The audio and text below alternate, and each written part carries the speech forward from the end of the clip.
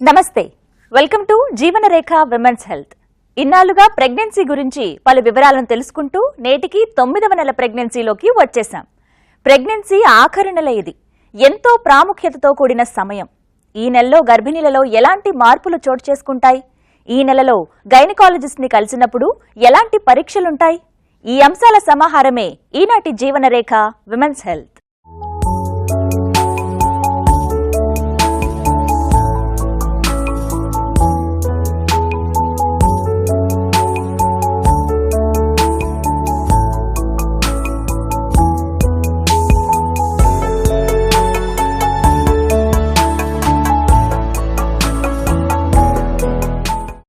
Pregnancy నెలలు నిండుతున్న కొద్దీ కడుపులో పెరుగుతున్న బేబీ కారణంగా గర్భిణీ శరీరంలో పలు మార్పులు చోటు చేసుకుంటాయి. కడుపులో ఎదుగుతున్న బేబీ కారణంగా చుట్టుపక్కల అవయవాల మీద ప్రెషర్ పడ్డం వలన ప్రభావం చెందే అవయవాలలో ఒకటి మూత్రాశయం. ఫలితంగా యూరిన్ ఫ్రీక్వెన్సీ పెరుగుతుంది.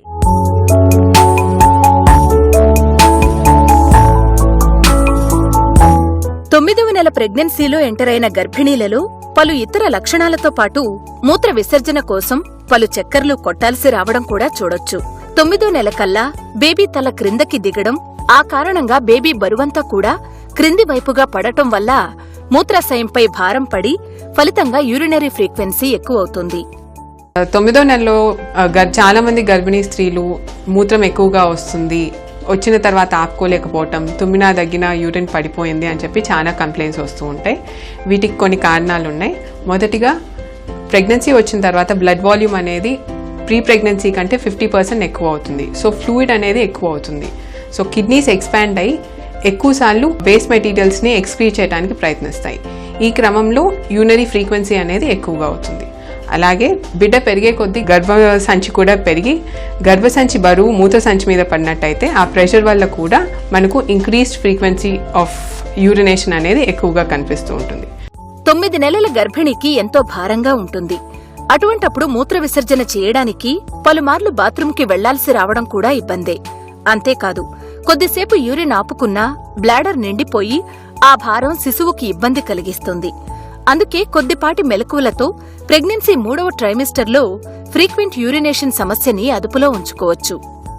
ఒక్కొక్కసారి కొన్ని చిన్న చిన్న చిట్కాలు కనుక పాటించినట్టయితే మనం ఈ సమస్య నుంచి కొంచెం వరకు ఉపశమనం లభిస్తుంది.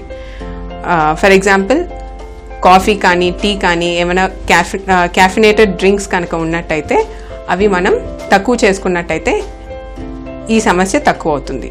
అలాగే మనం కీగల్స్ ఎక్సర్సైజెస్ అని కొన్ని ఎక్సర్సైజెస్ ఉంటాయి. ఈ ఎక్సర్సైజెస్ యూరిథ్రల్ మజిల్స్ని, వెజైనా ఇంకా ఏనల్ మజిల్స్ని రిలాక్స్ చేస్తాయి. ఈ ఎక్సర్సైజెస్ కనుక ఫాలో అయినట్టయితే కూడా మనకు యూరినరీ ఫ్రీక్వెన్సీ నుంచి డెఫినెట్గా రిజల్ట్ పాజిటివ్గా వస్తుంది. అలాగే యూరిన్లో ఇన్ఫెక్షన్ ఉన్నప్పుడు కూడా ఈ యూరినరీ ఫ్రీక్వెన్సీ అనేది ఎక్కువగా అవుతుంది. సో యూరిన్ ఎక్కువగా అయింది అన్నప్పుడు డాక్టర్ని కనుక సంప్రదించినట్టయితే యూరిన్ టెస్ట్, బేసిక్గా యూరిన్ రొటీన్ ఇంకా యూరిన్ కల్చర్ టెస్ట్లు కనుక చేయించుకున్నట్లయితే ఒకవేళ దాంట్లో ఏమైనా ఆర్గానిజం గ్రో అవుతున్నట్లయితే మనం యాంటీబయాటిక్ స్టార్ట్ చేస్తే అప్పుడు ఈ సిమ్టమ్ నుంచి రిలీఫ్ పొందగలుగుతాం. సాయంత్రం వేళలో కొంచెం వాటర్ కనుక తక్కువగా తీసుకున్నట్లయితే ఈ యూరినరీ ఫ్రీక్వెన్సీ తగ్గించవచ్చు. కానీ వాటర్ తక్కువ తీసుకోవటం అంటే తీసుకోవటానికంటే అధికంగా తీసుకోవటం, అలాగని చెప్పి అసలే పూర్తిగా వాటర్ తాగటం కనుక తగ్గించినట్టయితే మరి డీహైడ్రేషన్ ప్రాసెస్ స్టార్ట్ అయ్యి ఇన్ఫెక్షన్ వచ్చే అవకాశం ఉంటుంది. కాబట్టి తగు మోతాదులో వాటర్ తీసుకోవాలి, కంప్లీట్గా మానేయకూడదు. ప్రెగ్నెన్సీలో స్పాటింగ్ అనే మాట వింటేనే భయం వేస్తుంది. మరి 9వ నెలలో ఏదైనా కారణం వల్ల స్పాటింగ్ కావచ్చా? దీనిని ఎప్పుడు సీరియస్ గా పరిగణించాలి? ఇప్పుడు చూద్దాం. ప్రెగ్నెన్సీలో స్పాటింగ్ కావడం అంటే ఒక పీడకల లాంటిదనే చెప్పాలి. ప్రెగ్నెన్సీలో ఏ కాస్త ఎరుపు కనపడినా కూడా భయమే.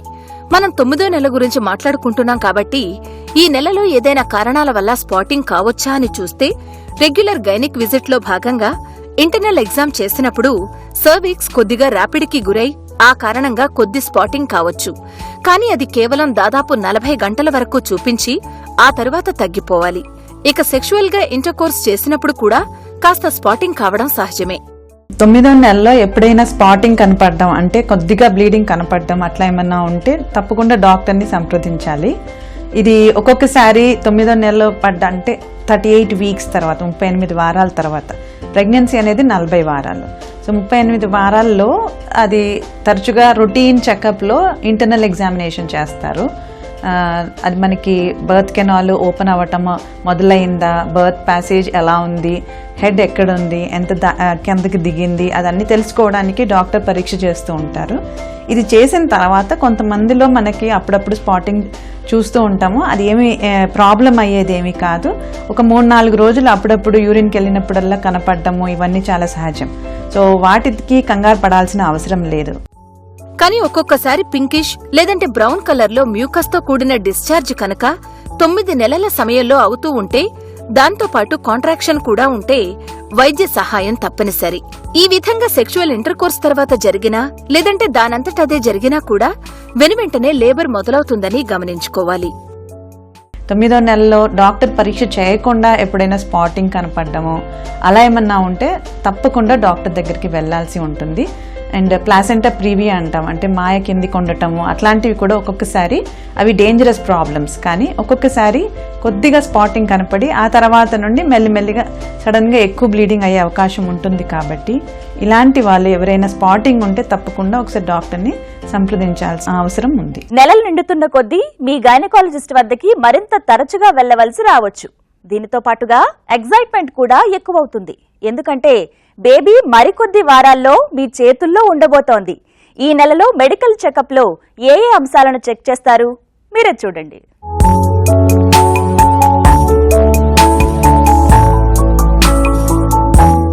ఇంతకు ముందు డాక్టర్ విజిట్స్ కంటే కూడా ఈ నెల విజిట్స్ కొంత ఇంట్రెస్టింగ్ గా కూడా ఉంటాయి. ఎందుకంటే ఈ నెలలో పుట్టబోయే బేబీ వెయిట్ అలాగే డ్యూ డేట్ ఎస్టిమేషన్ చేస్తారు వైద్యులు. ఇక కొద్ది రోజుల్లో బేబీ మీ చేతుల్లో ఉంటుందని తెలియడం ఎక్సైట్మెంట్ ని పెంచేదే కదా. ఇక రెగ్యులర్ గా చెక్ చేసే పలు ఇతర అంశాలను కూడా ఈ నెలలో గైనిక్ విజిట్ లో చెక్ చేస్తారు. వీటిలో ప్రధానమైనది గర్భిణీ బాడీ వెయిట్. ఆశ్చర్యం ఏంటంటే ఈ నెలలో కొందరు బాడీ వెయిట్ పెరగకపోగా కాస్త తగ్గనూ వచ్చు. ఇక కొందరిలో మార్పు లేకుండా నిలకడగా ఉండొచ్చు. మదర్ యాక్చువల్గా వెయిట్ తగ్గుతుందా అంటే టోటల్ మనం చెకప్ చేసేటప్పుడు మాత్రం మనకి ప్రతి నెల ఒక 2 కేజీలు 15 రోజుల్లో 1 కేజీ పెరగడం జరుగుతుంది. రేర్గా mother will be losing weight. ఎప్పుడు అది అంటే గనక మనకి ఎడిమా వచ్చిన పేషెంట్ ఎప్పుడైతే కాళ్ళ వాపులు అవి వచ్చి దాని తర్వాత రెస్ట్ తీసుకొని ఆ కాళ్ళల్లోంచి వాపు తగ్గినప్పుడు మనకి స్పూరియస్గా వెయిట్ లాస్ జరగడం జరుగుతుంటుంది. సెకండ్ థింగ్ ఏంటంటే ఐయుజిఆర్ అంటే మనకి బేబీ వెయిట్ కూడా తగ్గటం మొదలయ్యి సరిగ్గా మదర్ తీసుకోవాల్సినంత రెస్ట్ తీసుకోకుండా సరైన ఆహారం తీసుకోకుండా మనకి వెయిట్ రెస్ట్రిక్షన్ జరుగుతాయి. నెక్స్ట్ బేబీ రెస్ట్రిక్షన్ జరుగుతూ ఉంటుంది. థర్డ్ డయాబెటిక్ మదర్స్లో మనం వెయిట్ని తక్కువగానే పెంచాలని చూస్తూ ఉంటాం. ఎందుకంటే బేబీస్ బిగ్గా ఉండటము, మ్యాక్రోసోమిక్ బేబీ ఉండటము, plus the risk of diabetes and diabetes induced complications are very very high. కాబట్టి మామూలుగా ప్రెగ్నెంట్ ఉమెన్ని మనము 10 to 12 కేజీస్ ఇన్ ప్రెగ్నెన్సీ అనుకుంటే డయాబెటిక్ మదర్స్ని మాక్సిమం 7 కేజీస్ పెరగమని చెప్తూ ఉంటాం. అలాగే ఒబేస్ మదర్స్కి కూడా మనం తక్కువగా పెరగటం బెటరు అని చెప్తూ ఉంటాం. కాబట్టి మదర్ వెయిట్ లూజ్ అయితే ఒకటి వాళ్ళలో ఏమైనా బ్లడ్ ప్రెషర్ లక్షణాలు కనిపిస్తున్నాయా, అలాగే ఏమన్నా వీళ్ళు రెస్ట్ తీసుకోకుండా ఇంట్రాయూట్రైన్ గ్రోత్ రిటార్డేషన్ అవుతుందా, లేక కాళ్ళ వాపులు వచ్చి అవి ఏమైనా తగ్గాయా, లేక సరిగ్గా ఆహారం తీసుకోకపోవటం మూలంగా మదర్ వెయిట్ లాస్ అవుతుందా, ఇవన్నీ చూసుకోవాల్సిన అవసరం ఉంటుంది. కానీ డిఫరెన్షియల్ వెయిట్లో మాత్రం లాస్ట్ మంత్లో babies weight gain is much more than the mother's weight gain. రక్తపోటు మానిటరింగ్ ప్రెగ్నెన్సీ అంతటా కూడా ముఖ్యమైనదే. ఆఖరి నెలలో మిడ్ ప్రెగ్నెన్సీతో పోలిస్తే బ్లడ్ ప్రెషర్ కాస్త హెచ్చుగానే ఉండొచ్చు. ఇక అప్పటికే రక్తపోటు ఎక్కువగా ఉన్న గర్భిణీలలో మరింత క్లోజ్ మానిటరింగ్ అవసరం పడుతుంది. తల్లి శిశువు ఇద్దరి ఆరోగ్య పరిస్థితిని ఎస్టిమేట్ చేసేందుకు ఇది మరింత అవసరం. యూరిన్ టెస్ట్ ఫర్ షుగర్ కూడా ఈ నెల మెడికల్ చెకప్ లో భాగమే. ఒక్కొక్కసారి ప్రెగ్నెంట్ లేడీస్ ఏమైనా కంప్లైంట్స్ అంటే యూరినరీ ఇన్ఫెక్షన్ అలాగే ఏమైనా కంప్లైంట్స్తో వచ్చినా లేకపోతే బ్లడ్ ప్రెషర్ ఎక్కువైనప్పుడు కూడా మనం యూరిన్ రొటీన్ శాంపిల్ తీస్తాం. దాంట్లో ప్రోటీన్ ఏమైనా ఎక్కువగా ఉందా లేదా అనేది ఒకటి నిర్ధారించుకుంటాం. రెండవది ఏమైనా డయాబెటీస్, ప్రెగ్నెన్సీలో డయాబెటీస్ వచ్చే అవకాశం ఉంటుంది. కాబట్టి ఫాస్టింగ్ బ్లడ్ షుగర్ లంచ్ చేసిన తర్వాత లేదంటే ఆహారం తీసుకున్నాక 2 గంటలకి టెస్ట్ చేస్తే మనకు షుగర్ ఉందో లేదో అని చెప్పి నిర్ధారణ అయిపోతుంది. కాళ్లలో చేతుల్లో వాపులు అంటే ప్రెగ్నెన్సీలో వచ్చే ఎడిమ గురించి కూడా పరీక్ష చేస్తారు. సమస్య తీవ్రతను బట్టి కొన్ని జాగ్రత్తలను సూచిస్తారు వైద్యులు. ఇక కేవలం పాదాల్లో చేతుల్లో మాత్రమే కాకుండా ముఖంలో వాపుంటే అది అధిక రక్తపోటును సూచిస్తుంది. వెరికోస్ వెయిన్ సమస్య ఉంటే దాని తీవ్రత ఎలా ఉంది, అందుకు తగ్గ పరిష్కార మార్గాలు సూచిస్తారు. ఇవన్నీ తల్లి ఆరోగ్యపరంగా చూసే అంశాలైతే కొన్ని పరీక్షలను ఫీటల్ హెల్త్ గురించి చేయడం తప్పనిసరి. ఇందులో కొన్ని height of fundus, foetal heart beat, అలాగే ఫీటల్ సైజ్ చెక్ చేయడం, అంటే గర్భస్థ శిశువు లెంగ్త్ అలాగే వెయిట్ అన్నమాట. ఇవన్నీ కూడా అంచనా వేయడం 9వ నెల ప్రెగ్నెన్సీలో చూడొచ్చు. పాల్పేషన్ మెథడ్ అంటే చేతులతో ఊమ్ ని స్పృశిస్తూ బేబీ పొజిషన్, బేబీ ఎటువైపుకు ఫేస్ చేస్తూ ఉంది, డిసెంట్ అంటే బేబీ తల పొజిషన్ లో వచ్చి చేరిందా, ఇవన్నీ కూడా గర్భస్థ శిశువు కండిషన్ ని చెక్ చేసేందుకు గైనిక్స్ చేసే పరీక్షలే. ఫస్ట్ 28 వీక్స్ నుంచి ప్రతి 2 వారాలకు ఒకసారి గర్భిణీ స్త్రీలను మనం కన్సల్టేషన్కి పిలుస్తాం. 36 వారాలు దాటిన తర్వాత వారానికి ఒకసారి కన్సల్టేషన్స్ అవుతాయి. ఈ కన్సల్టేషన్స్లో మనం స్త్రీలలో ఎక్కువ శాతం వెయిట్ ఎలా పెరుగుతున్నారు, బ్లడ్ ప్రెషర్ కంట్రోల్లో ఉందా లేదా, ఎగ్జామినేషన్ చేయించినట్టయితే యూట్రైన్ హైట్ జెస్టేషనల్ ఏజ్కి అనుగుణంగా ఉందా లేదా చూస్తాము. అలాగే బిడ్డ గుండె చప్పుడు సరిగ్గా ఉందా లేదా అనేది డాప్లర్ ద్వారా కానీ లేకపోతే స్టెథోస్కోప్ ద్వారా కానీ నిర్ధారిస్తాం. బిడ్డ తల కింద భాగంలో ఉందా లేదంటే అబ్నార్మల్ ప్రెజెంటేషన్స్ ఏమైనా అంటే బ్రీచ్ లాంటి పొజిషన్లో ఏమైనా ఉందా అనేది కూడా మనం పరబ్డామిన్ ఎగ్జామినేషన్ చేయించినట్లయితే తెలుస్తుంది. అలాగే హెడ్ ఫిక్స్ అయిందా లేదా అంటే ఒక్కొక్కసారి 36-37 వీక్స్ రీచ్ అయినప్పుడు బిడ్డ తల పెల్విక్ బోన్లోకి ఎంటర్ అవ్వటం మొదలవుతుంది. అలాంటప్పుడు మనకి హెడ్ ఎంగేజ్మెంట్ అనేది జరుగుతుంది. అలా జరిగినప్పుడు మనకి డెలివరీ ప్రాసెస్ అనేది దగ్గరలో ఉందో లేదో అనేది కూడా మనకు అబ్డామినల్ ఎగ్జామినేషన్ ద్వారా తెలుసుకోగలుగుతాం. గర్భిణీలకు కానీ వారి కుటుంబ సభ్యులకు ప్రత్యేకించి ఏవైనా సందేహాలుంటే తప్పనిసరిగా డాక్టర్ని అడిగి తెలుసుకోవాలి. ఎందుకంటే 9వ నెలలో ఏ చిన్న అనుమానం ఉన్నా కూడా రిస్క్ తీసుకోకూడదు. సర్విక్స్ డైలేషన్ అనేది 9వ నెలలో మరో ముఖ్య అంశం. గర్భాశయం ద్వారా బేబీ బయటకు వచ్చేందుకు సంసిద్ధం అవుతుందా లేదా అనే అంశాన్ని ఈ నెలలో డాక్టర్ విజిట్ లో తెలుసుకోవచ్చు. 36 నుంచి 40 వారాల జెస్టేషన్ అంటే ప్రెగ్నెన్సీలో ఆఖరి అధ్యాయం. ఈ నెలలో బేబీ తల క్రిందకి అంటే గర్భాశయ ముఖద్వారానికి వచ్చి సెటిల్ కావడం డెలివరీకి రెడీ అవుతుందనేందుకు సూచన. ఇంటర్నల్ ఎగ్జామ్ ద్వారా గైనిక్స్ ఈ విషయాన్ని కన్ఫర్మ్ చేసుకుంటారు. అంతేకాదు బేబీ బయటకొచ్చేందుకు గర్భాశయం ఏ విధంగా ప్రిపేర్ అవుతుంది అనే అంశాలను చెక్ చేస్తారు వైద్యులు. సర్విక్స్ నెమ్మదిగా సాఫ్ట్ గా మారి పలచబడి ఓపెన్ అయ్యేదాకా ఇవన్నీ కూడా క్రమంగా జరుగుతాయి. ఈ క్రమాన్ని థిన్నింగ్, ఓపెనింగ్ అంటారు. రొటీన్ గా 9వ నెలలో 9 నెలలు పడ్డ తర్వాత 2 వారాలకి అంటే 38 వారాలకి ఆ టైంలో లోపల ఎగ్జామిన్ చేస్తూ ఉంటాము. ఇంటర్నల్ ఎగ్జామినేషన్ అంటాము. ఇది మనకి బర్త్ కెనాల్ ఎంత ఓపెన్ అయింది, తల ఎంత కిందకి దిగింది అండ్ బర్త్ ప్యాసేజ్ ఎలా ఉంది ఆ ఉమెన్లో, అవన్నీ చెక్ చేసుకోవడానికి చేసేవి. దీనిని వెజైనల్ ఎగ్జామినేషన్ అంటాము. ఈ ఎగ్జామినేషన్ ద్వారా మనకి బేబీ అంటే మేబీ తొందరగా పెయిన్స్ వస్తాయా, ఎన్ని రోజులు పడుతుందని సుమారుగా చెప్పడానికి అవకాశం ఉంటుంది. కానీ ఖచ్చితంగా 2 రోజులు పడుతుంది, 4 రోజులు పడుతుంది అని చెప్పడం కొంచెం కష్టంగా ఉంటుంది. ఎందుకంటే లేబర్ పెయిన్స్ ఒక్కొక్క ఉమెన్లో ఒక్కొక్క టైంలో స్టార్ట్ అవుతూ ఉంటాయి. ఎగ్జాక్ట్ రీజన్ లేబర్ పెయిన్స్కి ఇప్పటివరకు సైన్స్ ఏమీ నిర్ధారణ చేయలేదు. ఎందుకు పెయిన్స్ ఎప్పుడు స్టార్ట్ అవుతాయి అని చెప్పడం కొంచెం కష్టము. కానీ ఇదే విధంగా మనము వెజైనల్ ఎగ్జామినేషన్ చేసినప్పుడు 3 సెంటీమీటర్స్ ఓపెన్ అయింది అన్నప్పుడు మోస్ట్ ఆఫ్ ద టైమ్స్ ఆ ఉమెన్ ఆ వారంలో డెలివరీ అయ్యే అవకాశము కనపడుతూ ఉంటుంది. బట్ ఈ ఎగ్జామినేషన్స్ అన్నీ కూడా 8 నెలల్లో 9 నెలలు పడగానే చేయడానికి వీలు లేదు. అన్లెస్ పేషెంట్ ఏమన్నా ప్రాబ్లంతో వచ్చినప్పుడు చేయాల్సింది. ఎందుకంటే ఊరికినే రొటీన్గా చేయటం వల్ల ఒక్కొక్కసారి అన్నెసెసరీగా తొందరగా డెలివరీ అయ్యే అవకాశాలు కూడా ఉంటాయి. ఇది కేవలం 38 వారాల తర్వాత చేసే ఎగ్జామినేషన్. వాటర్ బ్రేక్ కావడం అనే మాట ప్రెగ్నెన్సీలో భాగం. ఇది పబ్లిక్ ప్లేసెస్ లో ఉండగానే లేదంటే నలుగురిలో ఉండగా బ్రేక్ అవుతుందేమో అనే భయం ప్రతి ప్రెగ్నెంట్ కి ఉంటుంది. ఆమ్నియాటిక్ లీక్ లేదా వాటర్ బ్రేకింగ్ గురించి మరిన్ని వివరాలు ఇప్పుడు చూద్దాం.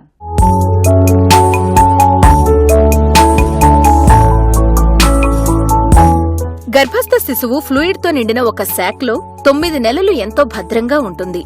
ఈ శాక్ నే ఆమ్నియాటిక్ శాక్ అని, అందులో ఉండే ఫ్లూయిడ్ ని ఆమ్నియాటిక్ ఫ్లూయిడ్ లేదంటే ఉమ్మ నీరు అని అంటూ ఉంటాం. ఈ ఫ్లూయిడ్ బేబీకి కావలసిన ప్రాణవాయువు, ఇతర పోషకాలను అందచేస్తుంది. నెలలు నిండిన తరువాత సహజంగానే ఈ శాక్కి ఉండే మెంబ్రెన్స్ ర్యాపిడ్ అయ్యి వాటర్ బ్రేక్ కావడం చూడొచ్చు. కానీ ఇంకా టైం ఉందనగా వాటర్ బ్రేక్ అయ్యే అవకాశం ఉందా అనే సందేహం కొందరిలో ఉంటుంది. దీన్నే ప్రీమెచ్యూర్ రప్చర్ ఆఫ్ మెంబ్రెన్స్ అంటారు. కానీ 9వ నెలలో ఎంటర్ అయ్యి అంతా సవ్యంగా నడుస్తున్నా కూడా ఇంకా కొద్ది వారాల్లో డ్యూ డేట్ ఉందనగా ఎక్కడికైనా వెళ్లినప్పుడు వాటర్ బ్రేక్ అవుతుందేమో అనే టెన్షన్ ఉంటుంది కొందరికి. ఆమ్నియాటిక్ బేబీ చుట్టూతో ఫ్లూయిడ్ ఉంటుంది. ఆ ఫ్లూయిడ్ని కంటైన్ చేయడానికి ఒక శాక్ ఉంటుంది, దాన్ని ఆమ్నియాటిక్ శాక్ అంటాము. ఈ శాక్లో ఎప్పుడైతే హోల్ పడుతుందో అప్పుడు ఫ్లూయిడ్ లీక్ అవుతుంది. సో నార్మల్గా ప్రెగ్నెన్సీలో ప్రాబ్లమ్స్ ఏమీ లేకపోతే లేబర్లో సెట్ అయిన తర్వాత సెకండ్ స్టేజ్ ఆఫ్ లేబర్లోనే మనకి amniotic membranes, amniotic sack rupture అయ్యి వాటర్ బయటికి రావాలి. ఇది నార్మల్గా జరిగే పరిస్థితి. ఒక్కొక్కసారి డేట్స్ కాకుండా ఆమ్నియాటిక్ శాక్లో చిన్న హోల్ పడి కంటిన్యూస్గా లీకింగ్ అవుతుంది. దీన్ని పిఆర్ఓఎం అంటారు, అంటే ప్రీటర్మ్ రప్చర్ ఆఫ్ మెంబ్రెయిన్స్. మనం బజార్కి వెళ్తే నొప్పులు లేకుండా, ఏమీ నోటీస్ లేకుండా గబుక్కున అవడం అనేది ఎక్కువగా సినిమాల్లోనే జరుగుతుంది. నిజ జీవితంలో ఎక్కువ జరగదు అది. సో మనకి లేబర్ నొప్పులు మొదలయ్యి కాన్పు నొప్పులు అయ్యేటప్పుడు ఆ పాటికి హాస్పిటల్కో బర్తింగ్ సెంటర్కో వచ్చేసి ఉంటారు. అవి వచ్చినప్పుడు హాస్పిటల్లో జరిగే పని దాంతది 5 సెంటీమీటర్లు 6 సెంటీమీటర్ల డైలటేషన్కి జరగకపోతే ఒక్కొక్కసారి మనకి పెయిన్స్ బాగా రావడానికి డాక్టర్ చేసే పని అది హాస్పిటల్లో. సో నార్మల్గా నెలలు నిండక ముందు కానీ అలాగా అవ్వడం చాలా అరుదు. 80% మంది గర్భిణీలలో అర్థంతరంగా వాటర్ బ్రేక్ కావడం జరగదు. అత్యధిక శాతం మంది గర్భిణీలు వారికిచ్చిన టైంకి లేబర్లోకి వెళ్లేదాకా కూడా ఆమ్నియాటిక్ శాక్ మెంబ్రెయిన్స్ ఇంటాక్ట్ గానే ఉంటాయి. ఇక మిగతా 15% ప్రెగ్నెంట్ విమెన్ లో ప్రీమెచ్యూర్ గా వాటర్ బ్రేక్ కావడం జరిగినా కూడా అకస్మాత్తుగా బోలెడంత వాటర్ గబుక్కున పడిపోవడం లాంటివి ఏమీ ఉండవు. సాధారణంగా బేబీ హెడ్ డౌన్ పొజిషన్ లోకి వచ్చాక బేబీ హెడ్ సర్విక్స్ ముఖద్వారాన్ని బాటిల్ మూతలా క్లోజ్ చేసి ఉంటుంది. అమాంతంగా వాటర్ పడే అవకాశం ఇందువల్ల లేదు. కానీ కొద్దో గొప్ప వాటర్ బ్రేక్ కావడం మొదలైనా కూడా వెంటనే 24 గంటల్లోపు లేబర్ ఇండ్యూస్ చేసి డెలివరీ చేస్తారు. జీవనరేఖ విమెన్స్ హెల్త్ లో మీకోసం ఒక హెల్త్ టిప్. బ్రీదింగ్ టెక్నిక్స్ అనేవి న్యాచురల్ డెలివరీ ప్రాసెస్లో చాలా ఉపయోగపడతాయి. బ్రీదింగ్ టెక్నిక్స్ అలవర్చుకోవటం వల్ల గర్భిణీ స్త్రీ లేబర్ ప్రాసెస్లో ఉన్నప్పుడు ఎక్కువగా బ్రీదింగ్ టెక్నిక్ మీద కాన్సన్ట్రేట్ చేసినట్టయితే పెయిన్ పర్సెప్షన్ అనేది తగ్గుతుంది. With every contraction slow and deep breathing కనుక తీసుకున్నట్టయితే కాన్సన్ట్రేషన్ అనేది ఎక్కువగా బ్రీదింగ్ మీద పడి పెయిన్ మీద నుంచి దృష్టి తొలుగుతుంది. అలాగే బ్రీదింగ్ టెక్నిక్స్ అలవర్చుకోవటం వల్ల ప్రతి కాంట్రాక్షన్ వచ్చినప్పుడు మామూలుగా ఆక్సిజన్ సప్లై అనేది తల్లి నుండి బిడ్డకి తగ్గుతుంది. సో ఈ డీప్ బ్రీదింగ్ చేసినందువల్ల బేబీకి ఆక్సిజన్ కన్సంప్షన్ అనేది బిడ్డకి మంచిగా అంది హార్ట్ బీట్ డ్రాపింగ్ ఇలాంటి సమస్యల నుంచి కూడా డెఫినెట్గా డిఫరెన్స్ పడుతుంది. సో బ్రీదింగ్ టెక్నిక్స్ మనం 5th మంత్ నుంచి కనుక ఎంకరేజ్ చేసినట్టయితే డెలివరీ ప్రాసెస్లో ఇవి న్యాచురల్ ప్రాసెస్కి క్లోజ్గా ఉండి వేరే ఎపిడ్యూరల్, ఎంటనాక్స్ లాంటి వేరే పెయిన్ అనాల్జెసిక్ మెథడ్స్ తీసుకోకుండా కూడా హెల్ప్ అవుతాయి. జీవనరేఖ విమెన్స్ హెల్త్ లో ఈ రోజు చూసిన అంశాల రీక్యాప్ మీకోసం. 9వ నెల ప్రెగ్నెన్సీలో యూరిన్ ఫ్రీక్వెన్సీ పెరగడం వెనక కారణం పెరుగుతున్న బేబీ సైజ్, మూత్రాశయం మీద ప్రెషర్ తేవడమే. ఓపిక చేసుకుని తరచూ బాత్రూంకి వెళ్లడం, సాయంకాలం నుంచి వాటర్ ఇంటేక్ తగ్గించుకోవడం ఈ సమస్యని ఓవర్కమ్ చేసేందుకు కొన్ని ఉపాయాలు. ఇక స్పాటింగ్ అనేది సాధారణంగా 9వ నెలలో కేవలం డాక్టర్ ఇంటర్నల్ ఎగ్జామ్ చేసినప్పుడు లేదంటే ఇంటర్ కోర్స్ చేసినప్పుడు జరిగే అవకాశం ఉంది. అది కూడా చాలా తేలిగ్గా అవుతుంది. 2 రోజుల్లో ఆగిపోతుంది. 9వ నెలలో గర్భిణీలో రక్తపోటు, శరీర బరువు, కాళ్లు చేతుల్లో వాపులు, urine test for sugar, fetal heart beat, fetal position, fetal length, అలాగే వెయిట్, డ్యూ డేట్ అంచనా వేయడం ఇవన్నీ కూడా గైనిక్ చెకప్ లో భాగంగా ఉంటాయి. వీటితో పాటుగా సర్విక్స్ అంటే గర్భాశయం డెలివరీకి ఏ విధంగా తయారుగా ఉంది అనే అంశాన్ని, సర్విక్స్ థిన్నింగ్ అలాగే ఓపెనింగ్ అంశాలను కూడా తెలుసుకోవడం చూడొచ్చు. వీటి ఆధారంగా డెలివరీ డేట్ని అంచనా వేయడంతో పాటు ప్రెగ్నెన్సీలో అంతా సవ్యంగా నడుస్తుందా లేదా అని తెలుస్తుంది. 10 మందిలో ఉండగా ఉమ్మనీరు బ్రేక్ అయిపోతుందేమో అనే భయం ప్రతి గర్భిణీలో ఉంటుంది. 85% ప్రెగ్నెన్సీలలో లేబర్లోకి వెళ్లేదాకా వాటర్ బ్రేక్ అయ్యే అవకాశం ఉండదు. అందుకే కంగారు పడాల్సిన అవసరం లేదు. ఒకవేళ అయినా కూడా 24 గంటల్లో లేబర్ని ఇండ్యూస్ చేసి తగిన జాగ్రత్తలు తీసుకుంటారు వైద్యులు. 9వ నెల ప్రెగ్నెన్సీలో కలిగే పలు సందేహాలకు సమాధానాలను చూశారు కదా. మరో ఆసక్తికరమైన అంశంతో మరింత అవగాహన కలిగించేందుకు మీ ముందుంటుంది మీ జీవనరేఖ విమెన్స్ హెల్త్. జీవనరేఖ విమెన్స్ హెల్త్ కార్యక్రమాన్ని మీరు www.youtube.com/ETV Life Indiaలో చూడొచ్చు మరియు www.facebook.com/ETV Life India అలాగే www.twitter.com/ETV Life Indiaలో ఫాలో చేయొచ్చు.